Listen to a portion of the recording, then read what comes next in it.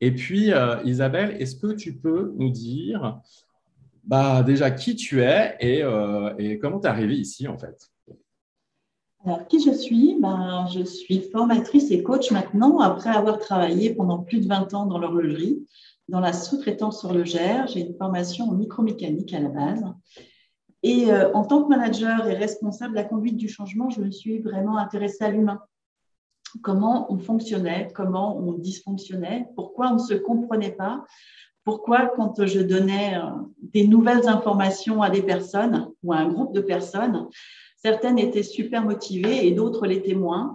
Et je me suis du coup formée à différentes techniques, dont la PNL, la programmation neurolinguistique, et la systémie, le travail de groupe sur les systèmes, pour pouvoir comprendre et améliorer ma posture de manager. Voilà. Devenir une meilleure version de nous-mêmes, si je comprends. Exactement. Eh ben, très bien. Alors, ouais. Et j'ai utilisé tout ça en entreprise, hein. Dans mes dernières missions, j'ai pu voir les bienfaits que ça faisait sur moi, sur mes équipes, et j'ai décidé d'en faire mon métier. Magnifique. Alors, je te propose, je crois que tu as préparé quelque chose qui me semble très intéressant. Donc, je te propose de te faire un petit partage d'écran. Ouais. Déjà, pour commencer, pendant que je mets en route le partage d'écran, je voudrais remercier tout le monde d'être là. D'abord, toi, Raphaël, Benoît et Valérie, de me permettre ça aujourd'hui, de vous partager ce qu'on va voir aujourd'hui. Et Bah, puis, à tous ceux d'être là, parce que si vous êtes là et vous êtes connectés aujourd'hui, c'est que vous êtes dans une démarche d'amélioration, de chercher de nouvelles solutions. Donc, bravo à tous et bienvenue. Voilà. Alors, moi, je propose de peut-être, j'y vais direct. Ouais. Dites-nous pour vous, qu'est-ce que c'est communiquer? Alors, pour moi, communiquer, c'est avant tout interagir avec les autres et échanger des idées. Alors, et pour vous, qu'est-ce que c'est? Ouais, n'hésitez pas à mettre dans le Ça chat. représente pour vous. C'est super intéressant de savoir qu'est-ce que pour vous la communication. Parce que la communication, elle est large et c'est compliqué. Moi, j'ai découvert que la communication, on ne l'apprenait pas en fait. On savait parler, on savait échanger, on savait donner des ordres et on savait très peu communiquer. Euh, Transmettre une Transmettre une information. information, oui, se faire comprendre, ben, du coup, je vois, c'est bien. Effectivement, c'est un peu tout ça. La communication, c'est parler, écouter, reformuler, c'est faire des échanges d'informations, hein, c'est donner des informations à l'autre, c'est aussi informer, c'est construire, renforcer la relation, parce que la communication fait partie intégrante de la relation. Et nous sommes, les êtres humains, des gens de relation. Ça sert à motiver la communication, ça sert à se comprendre, effectivement, et c'est surtout mettre en commun. Parce que la communication vient du latin communicare, qui veut dire mettre en commun. Donc, c'est mettre en commun des informations, c'est mettre en commun nos émotions, mettre en commun beaucoup de choses pour pouvoir avancer, pour pouvoir se comprendre. Et le sujet d'aujourd'hui, c'est celui-là. Hein. Pourquoi est-il si compliqué de communiquer? Parce qu'on n'apprend pas à communiquer, on n'apprend pas à écouter, on n'apprend pas à parler. Donc, pourquoi on ne se comprend pas? Souvent, on parle de la même chose, hein, mais avec des points de vue différents. Et on y met toutes nos croyances, toutes nos espérances, toutes nos informations dessus. Et quelquefois, on parle du même sujet et juste on ne se comprend pas parce qu'on ne s'écoute pas. Moi, j'ai eu beaucoup d'expérience en entreprise comme ça sur la communication. Notamment, je prends souvent cet exemple-là d'un collaborateur. Je mettais en place une nouvelle façon de gérer des stocks dans l'entreprise, parce que je faisais de la conduite du changement. Donc, j'avais mis en place des nouvelles façons de faire. Et j'avais un responsable qui était là depuis 20 ans, qui mettait les deux pieds au mur, qui partait dans des discussions et des échanges qui n'étaient pas très, très cordiaux, parce qu'il ne voulait pas mettre en place ce que je faisais, ce que j'avais du mal à comprendre, parce que c'était vraiment ce qui était demandé d'une part par les clients et ce qui allait nous faciliter la vie, et on ne se comprenait pas. Et en mettant en place cette technique que je vais vous présenter, J'ai pu essayer de le comprendre, savoir pourquoi il ne voulait pas mettre en place ces nouveaux tableaux de bord, d'inscrire dans le RP toutes les informations sur la gestion du stock. Et en fait, par l'investigation, par la communication, mais vraiment mettre en commun ces difficultés et pourquoi il était si en colère par rapport à ce que je proposais, j'ai découvert qu'en fait, il était juste illettré. Et pour lui, ce que je lui demandais, c'était juste pas atteignable et qu'il pouvait pas me le dire comme ça parce que c'était compliqué pour lui d'avouer son illettrisme, le fait qu'il ne pouvait pas écrire et renseigner ce que je lui demandais dans l'ordinateur. Donc, on a trouvé une nouvelle solution, hein, bien évidemment. Mais voilà, la communication était mal partie, elle était vraiment compliquée parce qu'on ne se comprenait pas pourquoi moi je mettais des choses qui avaient l'air tellement faciles et lui refusait absolument d'avancer. Donc, vous avez bien compris que la communication, c'est souvent compliqué. J'ai un autre exemple que je vais vous montrer. Alors, j'arrête là, hein, ce n'est pas un striptease que je vous fais. Hein. La communication, c'est souvent ça. On est deux êtres, une personne, l'autre personne, et la communication, c'est le lien qui est entre ces deux personnes. D'accord? Ce que je représente par mon petit foulard. Et la communication peut être juste tendue. Elle est souvent tendue, juste parce qu'on tire sur son bout de la communication et on ramène tout à soi. Et quand on ramène à soi, eh ben, ça tend la communication. Alors que si on fait un pas vers l'autre, regardez ce qui se passe. On détend la relation et on détend la communication. Et si l'autre, de son côté, fait la même chose, alors on a une communication qui est beaucoup plus facile, beaucoup plus détendue. Hein? Mais effectivement, si on tire vers soi, voilà ce qui se passe. OK? OK. Jusqu'ici, je comprends. Jusque-là, c'est bon. OK. On comprend tous. Donc, la communication, je vais vous présenter une façon. Hein, il y a beaucoup de façons de communiquer et d'améliorer la situation. Il y en a une que j'aime beaucoup, c'est la méthode Eric. Hein, ce que je vous disais dans la petite vidéo, Eric, ce n'est pas mon ami, mais vous allez vite en faire votre ami, votre allié, Eric, et l'amener avec vous quand vous aurez besoin. Eric, c'est l'acronyme d'écouter, de reformuler, d'investiguer et de confirmer. Donc, je vais vous expliquer un petit peu ce qu'est écouter, parce qu'effectivement, écouter, c'est tout un art. Écouter, c'est l'écoute active. Alors, on n'écoute pas seulement avec ses oreilles, mais on écoute avec ses 5 sens. On écoute avec les mots qui sont dits, mais aussi toute l'écoute non verbale. Je ne sais pas si vous êtes au courant, mais dans la communication, en fait, les mots ne représentent que 7% de la communication. C'est très peu. Et d'ailleurs, c'est pour ça que souvent, par mail ou par SMS, on ne se comprend pas et qu'on est obligé de rajouter des petits smileys. Parce qu'en fonction de notre état interne, en fonction de notre émotion du moment, on va lire les mots et on va les interpréter, les comprendre de façon différente. Les mots ne veulent pas dire grand-chose, en fait. Hein. Si je vous dis « tu m'énerves » ou « tu m'énerves », effectivement, ce n'est pas la même chose. Pourtant, les mots sont les mêmes. Donc, l'écoute, c'est vraiment écouter avec les 5 sens. C'est écouter le verbal, les mots, mais aussi le paraverbal, ce que les gens veulent vous dire et qu'ils ne disent pas, et le non-verbal. D'accord? Le paraverbal, c'est l'intonation de la voix qu'on n'a pas sur les SMS, hein, qu'on n'a pas sur les mails. C'est l'intonation de la voix, et ça, c'est 35% du message que l'on retient, et 55%, c'est le non-verbal. OK? D'ailleurs, si je puis me permettre, Isabelle, les emojis, c'est souvent aussi pour accompagner le texte, en fait. Ça permet de montrer des émotions, en fait. Exactement. Le texte. Exactement. Pour donner l'intention émotionnelle qu'il y a derrière les mots. Parce que si je l'enlève, c'est la personne avec ses intentions et ses émotions du moment qui va lire et qui va interpréter les mots. Tout à fait. OK? Donc, c'est vraiment important quand on veut faire de l'écoute active, c'est vraiment d'être en face à face avec la personne. On peut écouter par téléphone, mais il nous manque encore quelque chose. Donc, l'important, c'est vraiment d'être en face à face et d'écouter ce que je disais avec ces 5 sens. Écouter, c'est aussi parler la personne. il faut que dans votre écoute, vous n'ayez que 20% de prise de parole. C'est vraiment écouter, c'est laisser parler l'autre. Et surtout, on écoute, c'est pour comprendre, pas pour répondre. Donc vraiment, écouter avec tous ses sens, écouter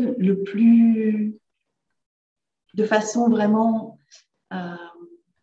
importante, vraiment avec, pas seulement avec ses oreilles et pas seulement pour répondre à ce qui va être dit, mais pour comprendre la personne, comprendre ce qu'elle veut dire, comprendre ses émotions, comprendre son intention derrière son discours. Est-ce qu'il y a des questions par rapport à ça? N'hésitez pas. Hein. Effectivement, c'est écouter de façon intéressée. Pour le moment, il n'y en a pas. Donc, tu peux continuer. Je peux continuer. La deuxième chose à faire, c'est le R pour reformuler, récapituler. Donc, c'est vraiment écouter, accuser, réception de la demande. C'est vraiment obtenir un oui physiologique quand je reformule. C'est reformuler. Alors, si j'ai bien compris ce que tu m'as dit, c'est ça. Et on reformule avec les mots de la personne parce que mes mots à moi ne veulent pas forcément dire la même chose. D'ailleurs, si je vous demande une grande personne pour vous, c'est quoi? Pour certains, ça va être quelqu'un qui fait au moins 1,70 m. Pour d'autres, ça va être 2 mètres. Et pour d'autres, c'est quelqu'un qui a un énorme charisme. Donc, une grande personne ne veut pas dire toujours la même chose et un mot peut vouloir dire quelque chose pour quelqu'un et complètement autre chose pour l'autre. Donc, c'est vraiment important de comprendre les mots, comprendre ce que ça veut dire derrière. C'est avoir de l'empathie, hein, parce que souvent, quand on est dans une relation conflictuelle ou dans une communication conflictuelle, on est avec ses émotions, donc c'est oublier ses émotions et rentrer dans les émotions de l'autre. Comprendre, pas les singer ou les approprier, mais essayer de comprendre. Ça ne veut pas dire qu'on est d'accord, hein. À aucun moment, je dis, vous êtes d'accord avec ce que l'autre va dire. Juste, vous écoutez et vous essayez de comprendre. Donc, on reformule. Alors, si j'ai bien compris, ce que tu m'as dit, c'est ça? Est-ce que tu es… Voilà. Et vraiment récapituler ce qui a été dit et reformuler et obtenir un oui physiologique. Pas un oui, oui, c'est bon, mais un oui, c'est ça. Quand on a ce oui qui fait vraiment relâcher la pression, à ce moment-là, la personne en face a l'impression d'être entendue et d'être comprise. Et je suis sûre que vous, quand vous êtes entendu et que vous êtes compris, vous êtes plus à même de parler, de communiquer, de rentrer en relation.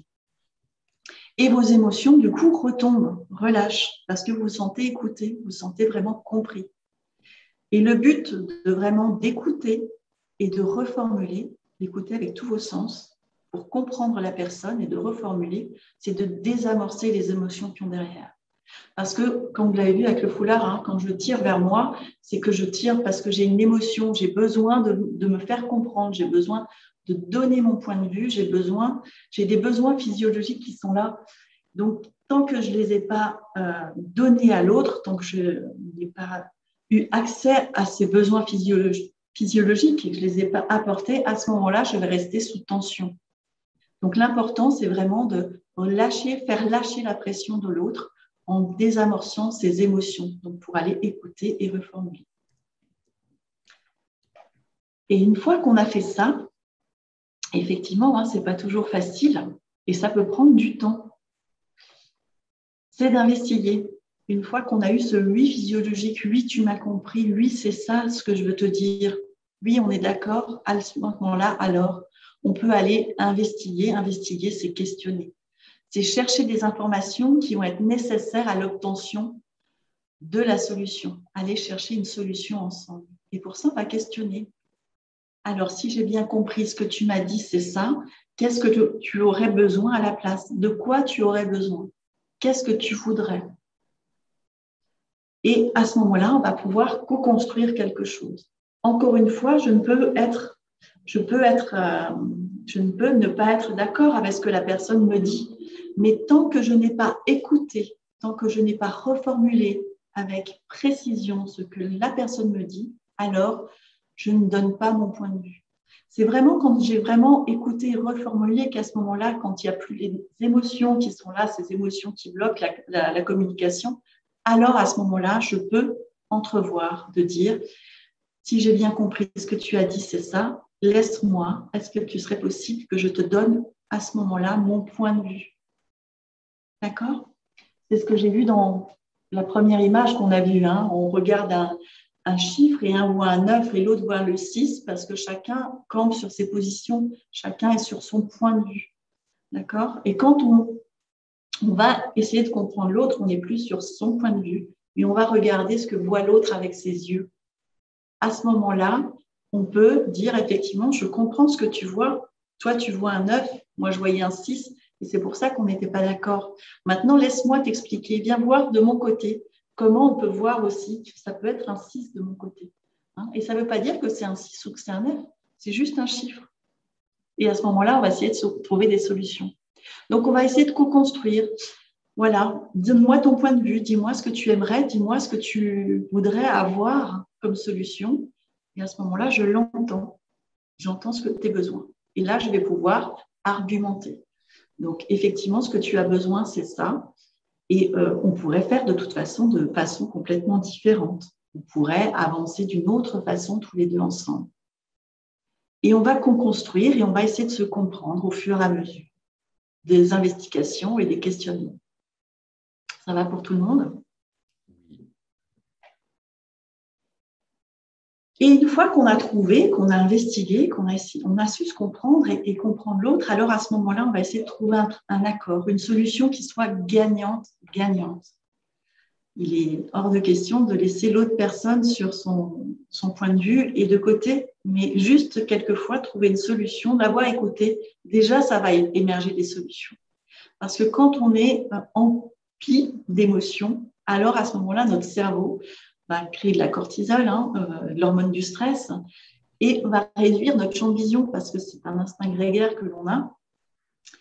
Et on a besoin de se focaliser sur le problème et on n'est plus du tout dans l'ouverture. Donc, quand on a défait les émotions, quand on arrive à enlever les émotions qui nous contraignent, alors à ce moment-là, on va pouvoir s'ouvrir sur de nouvelles solutions ou voir de nouvelles choses. Et le fait de comprendre l'autre, peut-être que nous aussi, notre point de vue va peut-être changer à ce moment-là et qu'on va trouver d'autres solutions. Donc, c'est trouver quelque chose qui puisse aller pour les deux. En tout cas, le fait d'avoir écouté l'autre va pouvoir déjà amener de nouvelles solutions, de nouvelles perspectives. Et à ce moment-là, on va pouvoir valider ce que l'on va faire, comment on va le faire et comment ça va se passer. Donc, on va co-construire et on va avancer et mettre en place un plan d'action pour le futur. Voilà. Donc, ça, c'est les grandes lignes de la méthode Eric. Et effectivement, ça prend du temps. Ça s'apprend, c'est comme tout apprentissage. Rappelez-vous, quand vous avez essayé de passer le permis, au début, il fallait se remémorer de beaucoup de choses, penser à beaucoup de choses en même temps. Comment je dois appuyer sur les pédales, sur quelle pédale je dois appuyer pour passer ma vitesse, et en même temps, je dois regarder les rétroviseurs, devant, derrière, écouter le bruit du moteur, est-ce que je suis en sur-régime, en sous-régime, et faire attention à la circulation, aux autres en face, devant, derrière. Tout ça est bien, bien compliqué, et ce que je vous donne comme information, effectivement, ce n'est pas forcément évident du premier coup.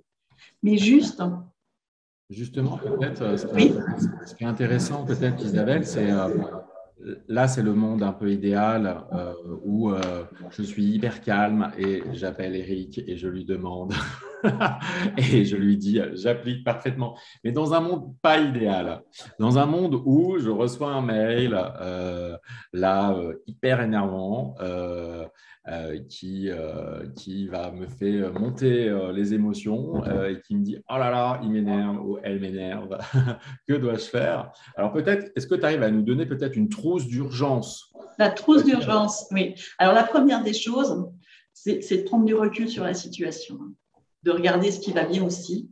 La deuxième chose que je dirais, ça serait de respirer. Parce que quand on est dans les émotions, on respire vite. Effectivement, on produit du cortisol. Et le mieux, c'est de respirer, mais vraiment d'avoir des respirations profondes. Alors, il y a plein de petites astuces de cohérence cardiaque qui existent, même des petits des petites applications à mettre sur son téléphone. Je pense à Cardia ou à Respirelax. 5 minutes de respiration va vous faire descendre la pression. Mais vraiment, vraiment, vraiment. D'ailleurs, moi, mes collaborateurs me venaient souvent et je sentais l'émotion qui était là. Oui, ça ne va pas, j'ai un problème, il faut que tu m'aides. On commençait par respirer et souvent, le fait de respirer 5 minutes, ils avaient déjà trouvé leur solution. C'est assez magique, mais c'est vrai que c'est important de respirer pour pouvoir prendre du recul sur la situation. Ce qui va vous permettre de réfléchir à ce qui va se passer et comment je pourrais me mettre en condition pour pouvoir écouter. Parce que si j'y vais en étant vraiment tendue, effectivement, je tire l'information sur moi, je reprends mon petit foulard, je tire, et puis je vais avoir une relation et une communication qui va être tendue. Donc vraiment, c'est de soit se détendre pour pouvoir être plus à pouvoir communiquer de façon apaisée. Donc c'est vraiment pouvoir respirer, prendre du recul. Quelquefois, prendre les choses à chaud, c'est compliqué. Se dire, trouver le cadre, se mettre dans le cadre de la communication.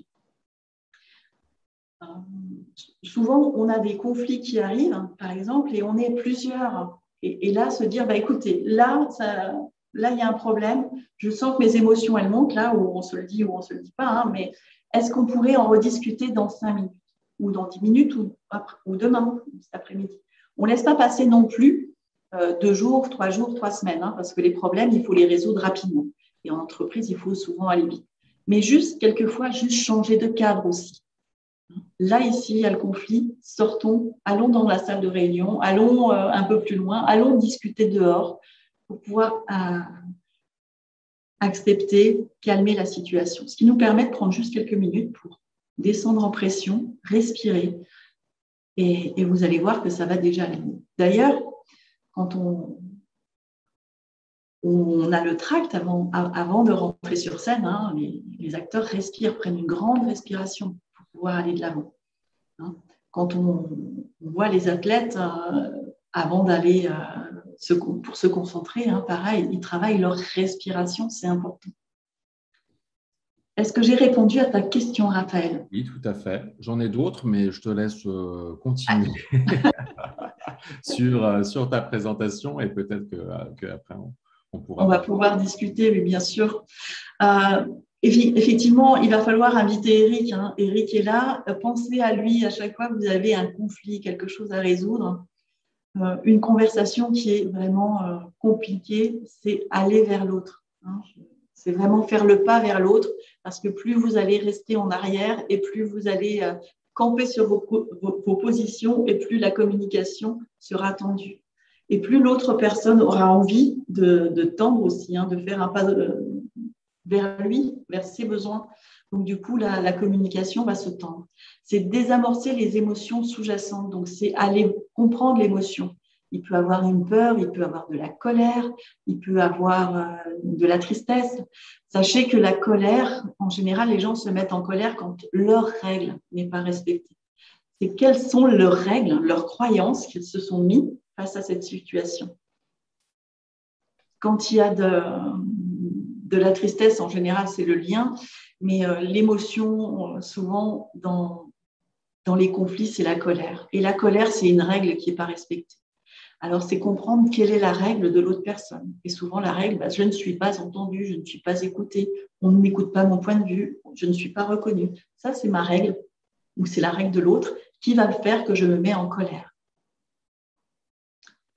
Donc, c'est vraiment aller désamorcer les émotions en écoutant, en reformulant, en allant comprendre l'autre avec son point de vue. Et à ce moment-là, quand les émotions sont tombées, alors à ce moment-là, on peut trouver des solutions gagnant-gagnant.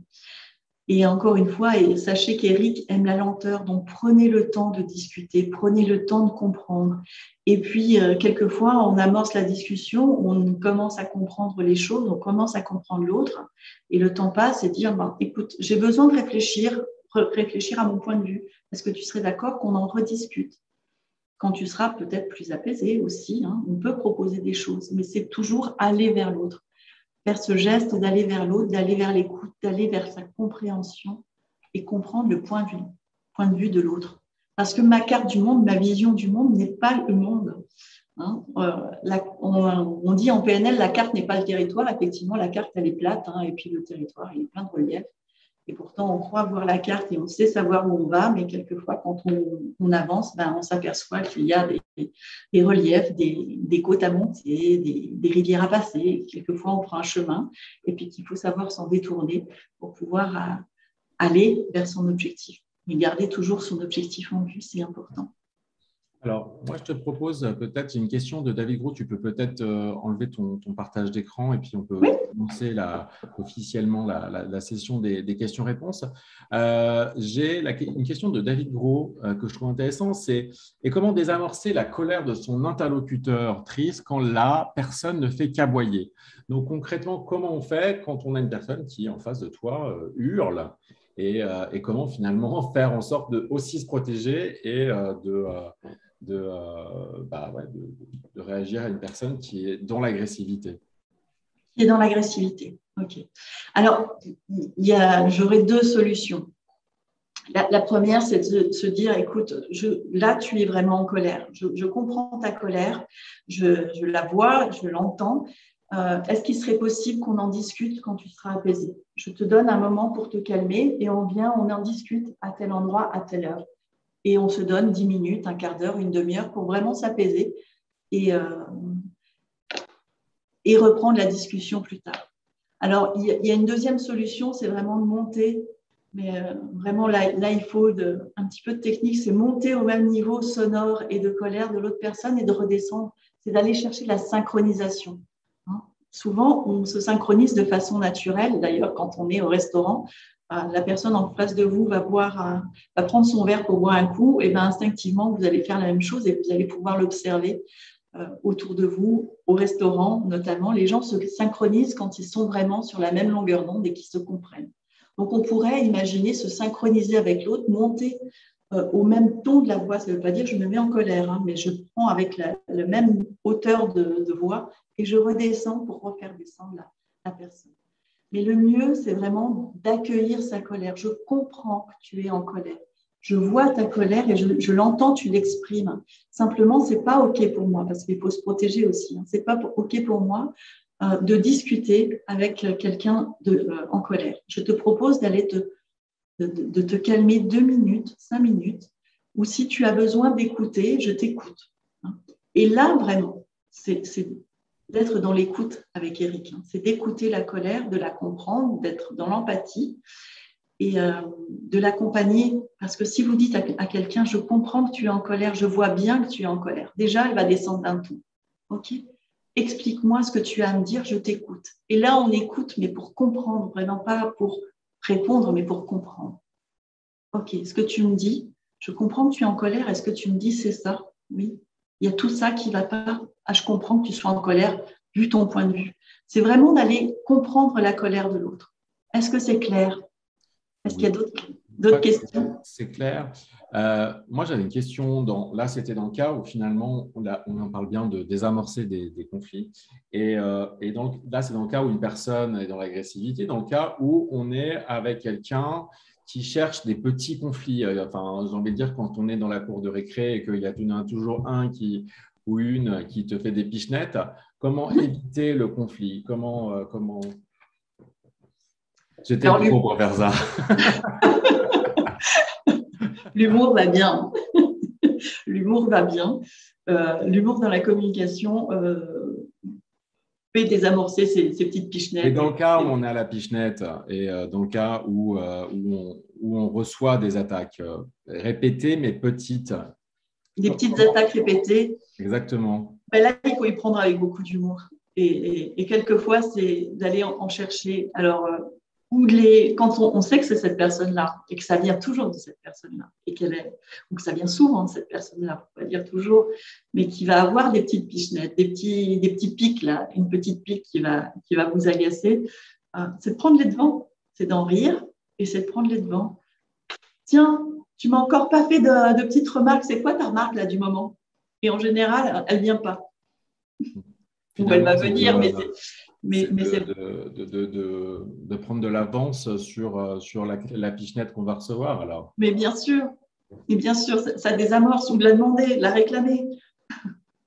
Parce que quelquefois, et là, c'est de la systémie, hein, parce que c'est vraiment c'est un système, hein, parce que plus il vous fait des pichenettes, plus il vous déstabilise, et plus il est content de vous déstabiliser. Donc, il va en rajouter et il va en faire d'autres parce que c'est comme ça qu'il fonctionne. D'accord? Et le fait d'aller chercher, de ne pas être déstabilisé, c'est lui qui, du coup, est déstabilisé. Okay. Et juste, je reviens par rapport à là, c'est dans le cas où c'est des petites piques, mais si les petites piques sont proches du harcèlement, ou je pense même du mobbing pour les enfants, enfin, ou du mobbing dans le job, quelle est la bonne version quelle est la bonne façon d'agir?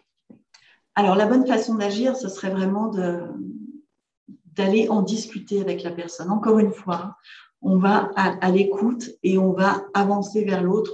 Donc, c'est se dire, bah, écoute, voilà, là, pendant cette réunion, pendant cette conférence, prendre la personne à part.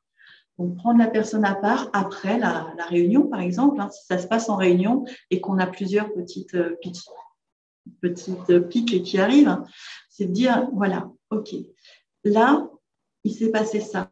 Et on va pouvoir, avec la communication non violente, par exemple, décrire les faits. C'est pas tu as dit ça, tu as fait ça, mais vraiment parler des faits. Là, voilà comment moi je me suis sentie quand j'ai entendu ces paroles. Et on va parler de ces émotions. Je me sens très mal quand tu dis ça, parce que voilà ce que ça génère en moi.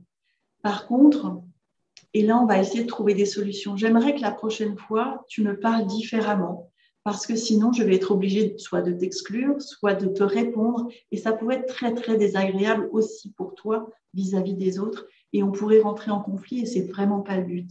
Est-ce que tu serais d'accord qu'on parle de ce que tu ressens pour moi? Parce que, à mon avis, si tu as cette réaction, c'est qu'il y a quelque chose qui n'est pas OK pour toi, et j'aimerais vraiment le comprendre.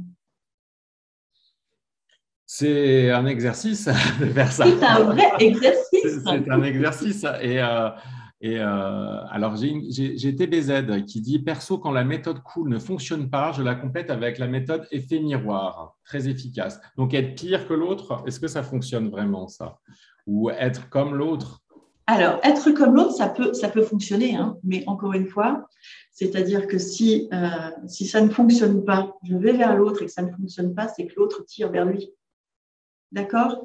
Je peux essayer d'aller vers l'autre, mais s'il n'est pas d'accord, il va continuer à tirer vers lui. Et là, la communication et la relation restent tendues. Donc, deux choses, hein, vous pouvez soit continuer à tirer et à ce moment-là, vous risquez de déchirer la relation, de l'attendre encore plus, mais vous êtes libre aussi de dire, bah, écoute, ça va pas, hein, moi je me préserve et je lâche cette relation. Alors, dans la relation interpersonnelle, ça marche bien. En entreprise, on est bien d'accord qu'on est souvent obligé de communiquer, obligé de maintenir une relation qui soit acceptable. Et c'est pour ça qu'il est important de pouvoir communiquer, d'aller vers l'autre. Parce que si on est tendu, on a des relations qui ne sont plus tendues et ça ne fait qu'envenimer les choses. Et si la personne, encore une fois, est en train de tendre la relation, en train d'aller dans son sens, c'est de pouvoir comprendre pourquoi il va dans son sens. Et quand on se met à côté de la personne, ou qu'on l'écoute vraiment à côté, là, c'est détendu et on peut mieux comprendre et mieux apercevoir ce qui ne va pas. Parce que l'effet miroir, c'est effectivement, hein, si on va un peu plus loin en psychologie, c'est quelquefois, c'est quelque chose qui nous dérange. Et si quelque chose nous dérange, c'est que ça fait écho en nous. Et c'est peut-être aussi notre reflet qui dérange l'autre. Bien sûr. J'avais aussi une question par rapport au lâcher-prise. Des fois, c'est vrai qu'il y a des fois dans une relation, on veut quelque chose absolument et l'autre ne veut pas. Et c'est souvent ça aussi qui crée le conflit.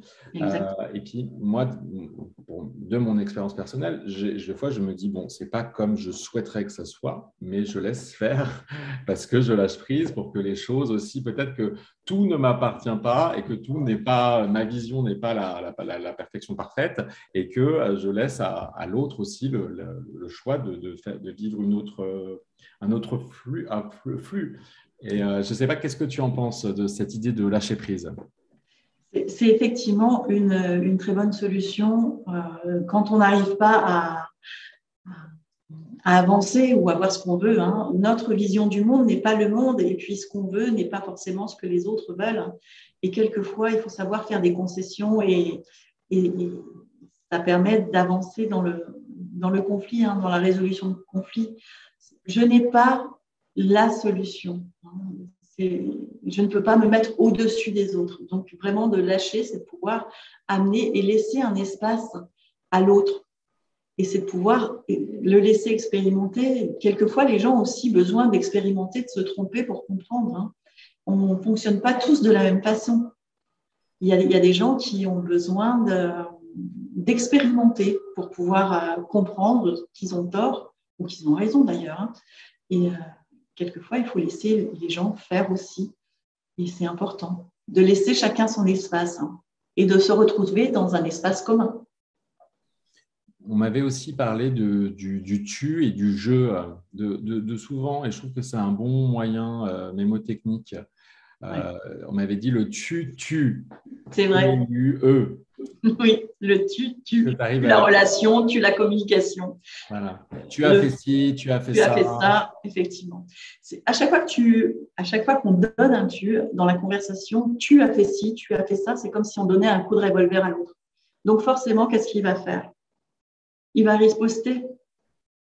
Le tu est accusateur et le fait de donner un tu dans la conversation va faire en sorte que l'autre va riposter. Et on arrive dans du ping-pong de communication. Tu dois faire ci, tu m'as dit ça, voilà, et ça avance pas. Par contre, parler de soi, je ressens ça, et parler des faits, mais des faits qui sont factuels.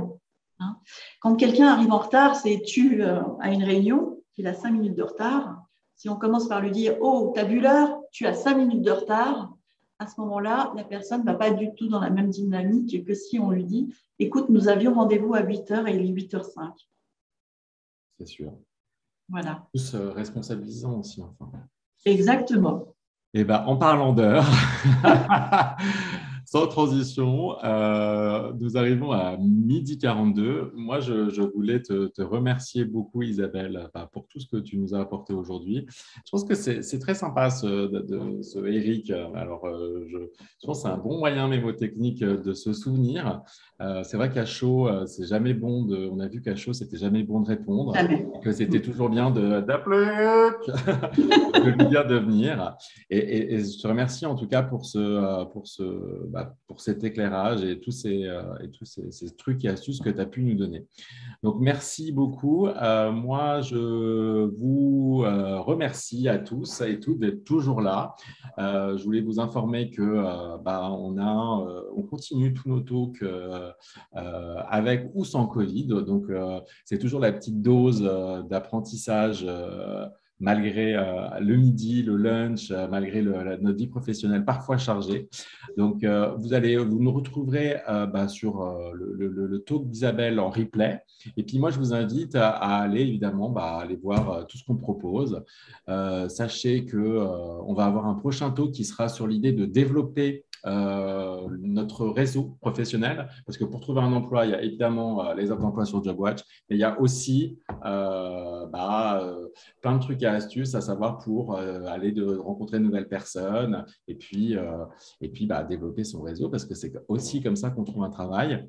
Je voulais aussi vous dire qu'on va vous envoyer une enquête de satisfaction pour savoir comment ça vous a plu. C'est très important pour nous parce que ça nous permet de voir si je parle trop ou au contraire si vous avez appris plein de choses. Donc, n'hésitez pas à dire les choses franchement et honnêtement. Et puis, moi, je vous laisse, je vous dis au revoir et je vous remercie en tout cas pour tout ce que vous nous apportez et pour ces échanges. Donc, merci encore Isabelle. Merci Raphaël. Et puis, je vous souhaite une très, très, très bonne continuation de journée. Merci à tous. Belle semaine à tous. Au revoir. Au revoir.